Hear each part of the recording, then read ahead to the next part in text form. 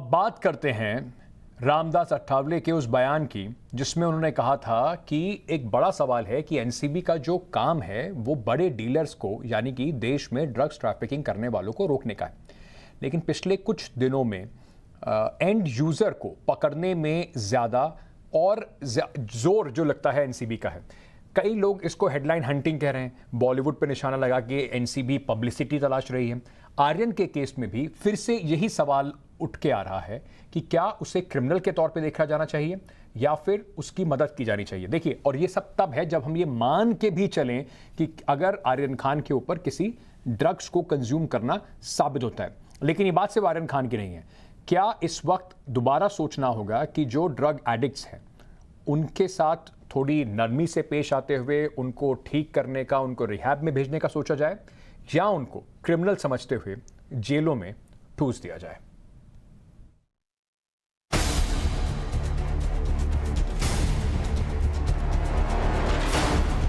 जो ड्रग लेता है उसको ड्रग मुक्त करना चाहिए, वो हमारे मंत्रालय की जिम्मेदारी है। तो इसीलिए इसको ड्रग लेने वाले को जेल में नहीं भेजना चाहिए। केंद्रीय सामाजिक न्याय एवं अधिकारिता राज्य मंत्री रामदास आठवले और उनके मंत्रालय का खुद मानना है कि ड्रग्स लेने वाले को जेल में नहीं भेजना चाहिए। ऐसे में सवाल ये उठ रहे हैं कि करीब 1 महीने से आर्यन खान को जेल में क्यों रखा गया है। अभी उनको दारू पीने वाले को पकड़ने का ऐसा कुछ कानून नहीं है, लेकिन ड्रग वाले को पकड़ने का कानून है। हमारे सोशल जस्टिस मिनिस्ट्री का कहना ऐसा है कि भाई ड्रग लेने वाले को गुनाहगार नहीं समझना चाहिए। रामदास आठवले कह रहे हैं कि जो लोग ड्रग्स लेते हैं उनकी लत छुड़वाने के लिए उन्हें नशा मुक्ति केंद्र में होना चाहिए, न कि जेल में। तो ऐसे में आर्यन खान को, जिनके ऊपर ड्रग्स लेने के आरोप सिद्ध भी नहीं हुए हैं, उन्हें करीब 1 महीने से जेल में बंद क्यों किया गया है। आर्यन खान के वकील ने दावा किया है कि 23 साल के आर्यन, जिनके पास से कोई ड्रग्स मिला ही नहीं, वो ड्रग्स लेते हुए पकड़े भी नहीं गए। ड्रग्स लिया या नहीं ये भी तय नहीं है। ऐसे में उन्हें कानूनी कार्रवाई के नाम पर करीब 1 महीने से जेल में बंद क्यों किया गया है और ये कितना वाजिब है। आर्यन खान जेल में क्यों बंद है, इसका जवाब तो कानून के जानकार दे ही देंगे, लेकिन एक गैर आपराधिक प्रवृत्ति के युवक को जेल में बंद रखना उसके लिए कितना खतरनाक हो सकता है, ये एक मनोवैज्ञानिक से समझिए। इम्पैक्ट पड़ेगा उसके साइकोलॉजिकली इम्पैक्ट पे। वो इतना तनाव से गुजर रहा है कि वो कहीं ना कहीं माइल्ड से मॉडरेट डिप्रेशन में हो सकता है। उसके अंदर एंजाइटी बहुत ज्यादा होगी कि when am I going to get free.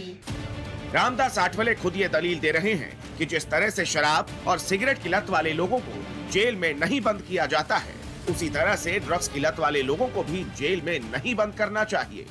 और अभी जो कानून है उसमें बदलाव होना चाहिए, ऐसा हमारे मंत्रालय का क्या कहना है। उसको अगर जो लेता है ड्रग, उसको ड्रग मुक्त करने के लिए नशा मुक्ति केंद्र में उनको भर्ती करना चाहिए, लेकिन ड्रग लेने वाले को जेल में नहीं डालना चाहिए। तो ड्रग लेने वाले को नशा मुक्ति केंद्र में डालना चाहिए, वहाँ उनको एडमिट करना चाहिए। तो ऐसा हमारे मंत्रालय का क्या कहना है। रामदास आठवले की ये बात तो वाजिब है। ऐसे में सवाल एक बार फिर यही है कि आर्यन खान को जेल में होना चाहिए या रिहैब में। जेल के अंदर 1 महीना गुजारने के बाद आर्यन खान जैसे एक युवक की मानसिक स्थिति पर कैसा असर पड़ता है, ये समझने की जरूरत है। उसके अंदर एक प्रकार का गुस्सा भी हो सकता है। ये गुस्सा अपने ऊपर हो सकता है कि मैं कैसी स्थिति में फंस गया, या ये गुस्सा सोसाइटी की तरफ भी डाइवर्ट हो सकता है, क्योंकि बहुत देर तक हम अपने आप को रिस्पॉन्सिबल नहीं होल्ड कर सकते। अब ये बहस का विषय है कि आर्यन खान को कहां होना चाहिए, जेल में या रिहैब में। तो क्या एंड यूजर को क्रिमिनल के तौर पर देखा जाए या एक एडिक्ट को थोड़ा रिहैब में भेजा जाए, उससे थोड़ी नरमी बरती जाए? इस पे बात करने के लिए इस वक्त मेरे साथ मोनिश भल्ला साहब हैं, एनसीबी के पूर्व अधिकारी हैं। हमारे साथ डॉक्टर आदेश कुमार भी हैं, डायरेक्टर हैं SPYM NGO के। रिजवान सिद्दीकी सीनियर एडवोकेट भी हमारे साथ इस वक्त मौजूद हैं। आप तीनों का बहुत बहुत स्वागत, शुक्रिया हमसे जुड़ने के लिए। सबसे पहले मैं आपसे पूछना चाहूँगा राजेश कुमार साहब, डॉक्टर साहब, आपने ऐसे बहुत केसेस देखे हैं, आप ऐसे बहुत लोगों के साथ काम भी करते हैं। अभी मैं एक खबर पढ़ रहा था कि आर्यन खान को एक साइकाट्रिस्ट दिलवाया जा रहा है, उनकी मदद दिलवाई जा रही है, पर ये एक सेलिब्रिटी का मुद्दा है, इस वजह से हाईलाइट में है। इस मुद्दे से ऐसे कई और कुछ डेटा अगर मैं अपने दर्शकों के सामने रखूं, इस देश में 1.3 करोड़ गांजा या चरस यूजर्स हैं। 2018 के अंदर ये अगर हम बात करें तो 22,000 लोगों की लाइफ जो है वो इलिसिट ड्रग्स के कारण उनकी मौत हो गई है। 3.1 करोड़ कैनबीज यूजर्स हैं। इस तरीके के बड़े लेवल पे जो यूजर्स हैं, क्या इन सब लोगों को उठाकर जेल में बंद करना ही एक आखिरी उद्देश्य होना चाहिए, या फिर इनको रिफॉर्म करके, इनको रिहैबिलिटेशन में डाल के इनको वर्कफोर्स में वापस लाने की कोशिश की जा सकती है? Thank you very much. आपने तो मेरी जो मूड की बात है आपने रख दी। मैं आपको थोड़ा सा हिस्ट्री बताना चाहता हूं। 1985 15 नवंबर के पहले ड्रग यूज इंडिया में क्रिमिनलाइज नहीं था, पोजीशन पे था ड्रग यूज क्रिमिनलाइज। और इसका कारण यह है इंडिया में कि यूएस के प्रेशर में आके भारत सरकार ने वो सारी चीजें डाल दी जो अमेरिका जैसे देश चाहते थे। तो बहुत सारे कन्वेंशंस हैं, कन्वेंशंस में के डिटेल में मैं नहीं जाऊंगा, मगर हमारी संस्था SPYM या हमारी जैसी बहुत सारी संस्थाओं ने करीब 20 साल तक इस बात का अनुभव किया कि हम गलत रास्ते पे जा रहे हैं। जब 1985 में इस देश में जब ये कानून आया NDPS एक्ट, उसके पहले बहुत सारे लोग ड्रग नहीं लेते थे, और वही लोग ड्रग लेते थे जो साधु सन्यासी टाइप के थे, हिप्पी थे, या फिर कुछ यंग बच्चे जो कॉलेजेस या यूनिवर्सिटीज में थे।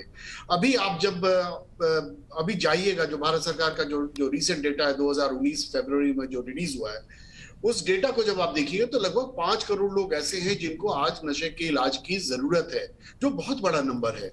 हमारी संस्था SPYM, हम लोग तिहाड़ जेल में काम करते हैं। जेल नंबर 5 में लगभग 65 से 70% वो यंग बच्चे हैं, ये सिर्फ 18 से 21 साल के बच्चों के लिए है, जो सिर्फ और सिर्फ ड्रग रिलेटेड कानून के कारण वहां फंस गए जी। और हमारा एक ट्रीटमेंट सेंटर है उन बच्चों का, जो बच्चे जो ड्रग और क्राइम में है, उनको हमारे पास ऑनरेबल जुवेनाइल जस्टिस बोर्ड के थ्रू हमारे पास भेजा जाता है। तो हम लोगों ने जब एनालाइज किया और ये रियलाइज किया कि जेल भेजना या इसको क्रिमिनलाइज करना, इसका कोई मतलब नहीं है। मैं आपको सबसे अच्छा एग्जांपल देता हूं यूनाइटेड स्टेट्स ऑफ अमेरिका का। 2020 में 93,000 लोग, लगभग 255 लोग हर दिन अमेरिका में ड्रग के ओवरडोज से मरे हैं जी। और अमेरिका ने इसको रियलाइज किया 1984-85 में उन्होंने एक वॉर लॉन्च किया था। वो वॉर कहलाता था war on drugs, which has failed miserably, जो बहुत बुरी तरह फेल हुआ। तो समझने की जरूरत है कि ड्रग यूज पर से, जैसे बिहार में अल्कोहल अगर आप यूज कीजिएगा और पकड़े जाइएगा तो आपको 10 साल की सजा होगी, और वही बिहार से 2 कदम दाएं बाएं जाइएगा तो वहां पे अल्कोहल पीना अगर आप 18 के ऊपर तो लीगल है। ये समस्या है जी। मोनीश जी, क्योंकि आप एनसीबी में काम करते रहे हैं, एनसीबी के पास भी डिस्क्रिशनरी पावर होती है कि एंड यूजर जो है, आप जब किसी को पकड़े उसके पास छोटी क्वांटिटी अगर मिलती भी है तो आपके डिस्क्रिशन है कि आप उसको जेल भेजना चाहें या उसको एज अ यूजर रिहैब भेजना चाहें। क्यों ऐसा दिखता है कि काफी सारे केसेस में, स्पेशली जब हाई प्रोफाइल केसेस होते हैं, एनसीबी ये डिस्क्रिशनरी पावर इस्तेमाल नहीं करती? आज सवाल उठ रहा है एनसीबी के कामकाज पर भी। सर, आपकी क्या राय है इस पे?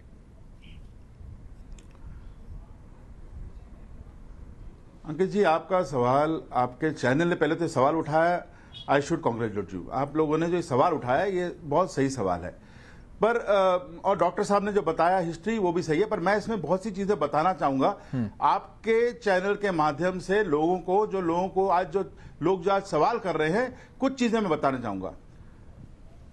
पहले 1985 की बात इन्होंने सही बताई, हम उसको भूल जाते हैं, पर 2 अक्टूबर 2001, देखो ये इसको कोइंसिडेंस बोलोगे क्या बोलोगे, ये केस भी 2 अक्टूबर को ही हुआ है जी। 2 अक्टूबर 2021 को एक केस हुआ, और 2 अक्टूबर 2001 में बहुत बड़ा रिफॉर्म आया इस कंट्री में यही बात को लेके।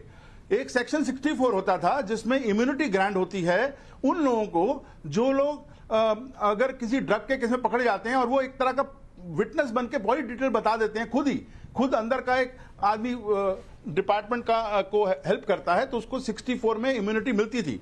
उसके बाद 2001 में 2 अक्टूबर को एक अमेंडमेंट आया जिसमें 64A करके एक सेक्शन डाला गया, और उसमें वो एडिक्ट्स के लिए था कि एडिक्ट्स को भी इम्यूनिटी फ्रॉम प्रोसिक्यूशन मिलनी चाहिए। अगर कोई एडिक्ट है उसको भी रिहैब में जाने देना चाहिए। तो ये सेक्शन आ गया आज से 20 साल पहले। अब इसके अंदर क्या वर्डिंग है और क्या प्ले हुआ वो आपको बताता हूं। और आज ये जब चर्चा हो रही है और मैं आई एम श्योर कि बहुत लोग इसको सुन रहे होंगे और वो लोग जो बैठे हैं कानून बनाने में उसको सुन रहे होंगे, तो इसको अमेंडमेंट करना चाहिए।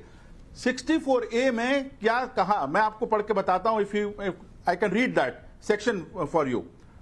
Immunity from prosecution to addicts volunteering for treatment, यानी कि जो एडिक्ट है उसको पहले अपने आप को वॉलंटियर करना है। Any addict who is charge with an offence punishable under section 27 or with an offense involving small quantity of narcotics, drugs or psychotropic substances, अगर कोई छोटी क्वांटिटी में या कोई एडिक्ट पाया जाता है तो वो ही voluntary seeks to undergo medical treatment for de addiction from a hospital और institute maintain by recognised government और बाय लोकल अथॉरिटीज। ठीक है सर। अगर ये है यानी कि उसको खुद वॉलंटियर करना है कि मैं वॉलंटियर बनता हूं, आप डिपार्टमेंट उसको नहीं भेज सकता।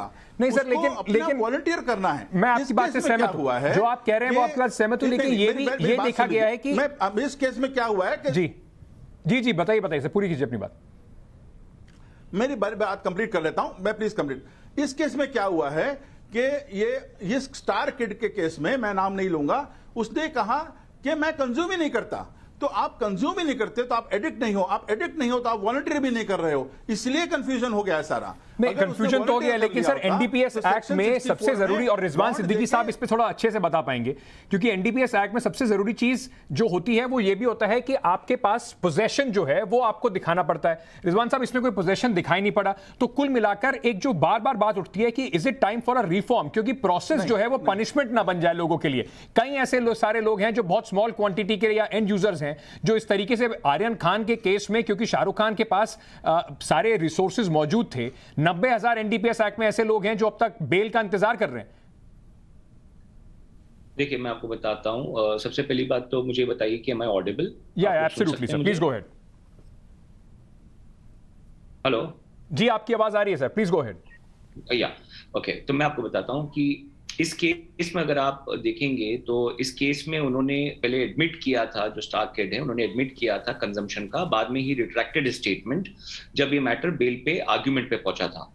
और because he retracted statement, so therefore arguments अलग दायरे में चले गए थे, अलग डायरेक्शन में थे वो, और argument was mainly on bail. और वो जो कॉन्स्पिरेसी का एंगल आया था बाद में, जो कॉन्स्पिरेसी का जो सेक्शन लगाया था उन्होंने कि ये कमर्शियल क्वांटिटी, क्योंकि बाकी लोगों को भी सेम चीजों में इन्वॉल्व किया था, 3 लोगों के ऊपर एफआईआर साथ में फटा था और उसमें से एक के पोजेशन में ड्रग्स मिला था सॉक्स में। तो हालांकि वो भी जो था वो भी बेलेबल ऑफेंस था, वो भी क्वांटिटी जो था कमर्शियल क्वांटिटी नहीं था, वो भी कंजम्पशन के लिए क्वांटिटी था। प्रॉब्लम क्या हुआ मैं आपको बताता हूँ कि क्यों ये इतने दिन वेस्ट हुए कोर्ट में, मैं आपको समझाता हूँ। मेन रीजन ये है कि जब मीडिया ट्रायल होता है तो जो मजिस्ट्रेट्स होते हैं या फिर ये जो स्पेशल कोर्ट के जो जजेस होते हैं, इनके ऊपर बहुत ज्यादा प्रेशर हो जाता है and they are too scared to pass any order because it is open to public scrutiny. अभी इस केस में भी अगर आप देखेंगे तो केस एकदम ही सीधा था। अगर आप सेक्शन 100 सबसेक्शन 4 देखेंगे तो जो विटनेस का रोल होता है, पंचा का जो रोल होता है, पंचा कौन बन सकता है, इन्वेस्टिगेशन कैसा होता है, उसको भी देखेंगे तो बाकायदा इसमें आपको दिखेगा कि इन्वेस्टिगेशन का जो पूरा प्रोसेस था वही चैलेंजेबल था। और हालांकि पूरा प्रोसेस चैलेंजेबल था और सेक्शन 482 के हिसाब से सीआरपीसी के इमीडिएटली वकीलों को हाई कोर्ट में भागना चाहिए था, रिट फाइल करना चाहिए था इन्वेस्टिगेशन को चैलेंज करते हुए, और उसी में बेल की जगह पे बेल का आर्ग्यूमेंट होता और रिट में आप आर्ग्यूमेंट करते इलीगल डिटेंशन का। अगर आप देखेंगे जो लास्ट डेट पे जो आर्ग्यूमेंट हुआ, सेक्शन 41A को लेके आर्ग्यूमेंट हुआ, इलीगल डिटेंशन पे आर्ग्यूमेंट हुआ, बिल्कुल। तो जो सारे आर्ग्यूमेंट जो आखिरी दिन पे हुए ये होने चाहिए थे काफी दिन पहले। और ये मैं आज से 8 से 9 दिन पहले के इंटरव्यू में भी मैं बोल चुका हूं, मैं शुरू के भी में टाइम्स नाउ में बोल चुका हूं, बिल्कुल, ये जो आर्ग्यूमेंट हुआ वो सही नहीं हुआ शुरू से। पर रिजवान जी, मैं आपसे एक लार्जर पर्सपेक्टिव की इस पे बात कर रहा हूं। मिनिस्ट्री ऑफ सोशल जस्टिस भी अब बात कर रही है कि हमें शायद अपनी सोच बदलने की, कानून इसमें लाने की आवश्यकता है। तो आपको नहीं लगता कि जो एंड यूजर होता है उससे, क्योंकि जो एनसीबी है, कई केसेस में हमने देखा है कि हाई प्रोफाइल हेडलाइन टाइप की स्टोरीज जरूर होती हैं पर उसका निकलता कुछ नहीं है, तो एंड यूजर को अगर कुछ क्वांटिटी मिलती भी है तो उसको जेल की जगह रिहैब में भेजना सीधे, वो ज्यादा बेहतर होगा, प्रोसेस पनिशमेंट ना बन जाए उनके लिए। जी, मैं आपको इसका आंसर देता हूं। देखिए, इसमें पूरी की पूरी जिम्मेदारी कोर्ट्स पे है। क्योंकि क्या होता है कि रिहैब में भेजना या जेल में भेजना है, ये सारे कोर्ट्स डिसाइड करते हैं। अनफॉर्चुनेटली क्या होता है कि कोर्ट्स जो छोटे केसेस होते हैं जहां पे मीडिया ट्रायल नहीं होता है, वहां पे अक्सर वो ऑर्डर्स पास कर देते हैं, फेवरेबल ऑर्डर पास करते हैं। सेम कोर्ट ने जिन्होंने ये स्टार किड को बेल नहीं दिया था, उन्होंने 2 और को बेल दे दिया जिनके पोजीशन में था, क्योंकि उसमें मीडिया ट्रायल नहीं हो रहा था। जी, आपने वो भी पढ़ा होगा पेपर में। तो सेम जज 2 केसेस में अलग अलग डिसीजन दे रहे हैं। क्यों दे रहे हैं? तो डिसीजन इसी वजह से देते हैं क्योंकि जब मीडिया पीछे लग जाती है कोई केस के, तो वो जज के ऊपर इतना प्रेशर आ जाता है कि वो जज को समझ ही नहीं आता है कि क्या करना है। और ये जो छोटे कोर्ट्स होते हैं, they are not constitutional courts. जैसे बॉम्बे हाई कोर्ट जो है या कोई भी हाई कोर्ट स्टेट का जो होता है, वो कॉन्स्टिट्यूशनल कोर्ट भी होता है। उसके पास इनहेरेंट पावर्स होते हैं, काफी ज्यादा पावर्स होते हैं। तो सारे आर्ग्यूमेंट्स अगर आप देखेंगे, जो हाई कोर्ट का बेल का आर्ग्यूमेंट था और जो एनडीपीएस कोर्ट का बेल का आर्ग्यूमेंट था, उसमें बहुत फर्क था। बिल्कुल बहुत अंतर था। उसमें illegal detention, illegal arrest, 41A, 482 के आर्ग्यूमेंट सब आए थे। कि बेल का जो आर्ग्यूमेंट होता है उसमें खाली 3 से 4 क्वेश्चंस पूछे जाते हैं, 3 से 4 क्वेश्चन पे ही आर्ग्यूमेंट होता है। हाँ। अभी coming back to this case, ये क्यों हुआ? ये मेन रीजन इसीलिए हुआ क्योंकि मीडिया था इसमें। अगर इसमें मीडिया नहीं होता तो कब छूट जाते हैं वो। ठीक है डॉक्टर कुमार, जो रामदास अठावले साहब हैं, सोशल जस्टिस मिनिस्ट्री के मिनिस्टर हैं, वो कह रहे हैं कि हम सोच रहे हैं, इस पे एक बड़े पैमाने पर सोच चल रही है कि इसमें थोड़ा बदलाव किया जाए। क्या बदलाव होने चाहिए सर सिस्टम में? क्योंकि अगर एडिक्ट्स को आप जेलों में भरते रहेंगे तो मुझे नहीं लगता वहां से उनका एडिक्शन दूर होगा, बल्कि वो क्रिमिनल बन के और बाहर निकलेंगे। Thank you. देखिए, मैं 2-3 टेक्निकल चीजें बता रहा हूं। किसी भी कोर्ट में, क्योंकि हम लोग पिछले 36 सालों से इस पे काम कर रहे हैं, किसी भी कोर्ट में कभी भी नहीं पूछा जाता है कि तुमको इलाज की जरूरत है या नहीं है। क्योंकि मैं जाता हूं बहुत सारे जुडिशियल एकेडमी के ट्रेनिंग में, और जो एनडीपीएस कोर्ट के जो जजेस आते हैं उनको जब हम ओरिएंट करते हैं, तो 64A उनके रडार पे नहीं होता। That is 1। सबसे पहले अगर वो स्मॉल क्वांटिटी के साथ अगर पकड़ा गया है, अगर वो यूजर है, तो सबसे पहला ऑप्शन उसको मिलना चाहिए कि क्या तुम इलाज करवाना चाहते हो। That is 1। नंबर 2, आज तक 1985 के 15 नवंबर के बाद आज तक डिपार्टमेंट ऑफ रेवेन्यू ने एक भी सेंटर नोटिफाई नहीं किया। वो एक्ट का पार्ट है कि ये नोटिफाई होगा। आज तक एक भी सेंटर नोटिफाई नहीं हुआ है गवर्नमेंट से कि जहां पे जजेस उसको भेज सके। तीसरी बात, बहुत सारे जजेस जो सेंसिटाइज हो गए। मैं आपको एक छोटा सा एग्जांपल देता हूं। दिल्ली में जुलाई या अगस्त में एक बहुत अच्छा जजमेंट एक कोर्ट से आया। उस कोर्ट में एक लड़का जो 18 से ऊपर का था, उसको पकड़ा गया था और छोटे से पेटी क्राइम के लिए भी पकड़ा गया था। तो उसको जेल भेजने की जगह जज साहब ने उसको हमारे ट्रीटमेंट सेंटर में भेजा। तो अब ये सब क्यों हो रहा है? क्योंकि ड्रग के साथ इतना स्टिग्मा है। ड्रग के साथ जो स्टिग्मा है उसको आम व्यक्ति हैंडल नहीं कर पाता है। और जैसे आपने वर्ड किया यूज एडिक्ट, जैसे आप एडिक्ट को हिंदी में जब आप कीजिएगा तो नशेड़ी, नशेड़ी का मतलब ही है कि उसको स्टिग्मा है और स्टिग्मा के साथ डिस्क्रिमिनेशन है। तो इन शब्दों का जो प्रयोग है थोड़ा सा बेहतर, जैसे हम लोग ड्रग यूजर बोलते हैं, हम लोग ड्रग एडिक्ट नहीं बोलते, पहले बोला करते हैं।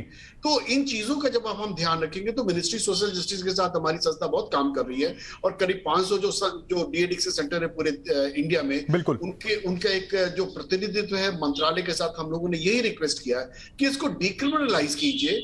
और जिन जिन कंट्रीज ने दुनिया में इसको डिक्रिमिनलाइज किया, मैं लीगलाइज की बात नहीं कर रहा हूं, डिक्रिमिनलाइज का मतलब है जो आप और हम अभी बात कर रहे हैं कि उसको ट्रीटमेंट में भेजिए, उसके पीछे पुलिस नहीं भेजिए। जैसे ये प्रोसेस शुरू होगा, लोग ट्रीटमेंट में आएंगे तो वॉलंटरीली लोग ट्रीटमेंट में जाएंगे। अभी स्टिग्मा उससे अलग करने की जरूरत है, उससे एक क्रिमिनल होने का एहसास अलग करने की जरूरत है। अच्छा वो आपने मुझे भी ये सिखाया। ड्रग यूजर एडिक्ट शब्द को मैं भी कम से कम अपनी डिक्शनरी से बाहर करूंगा।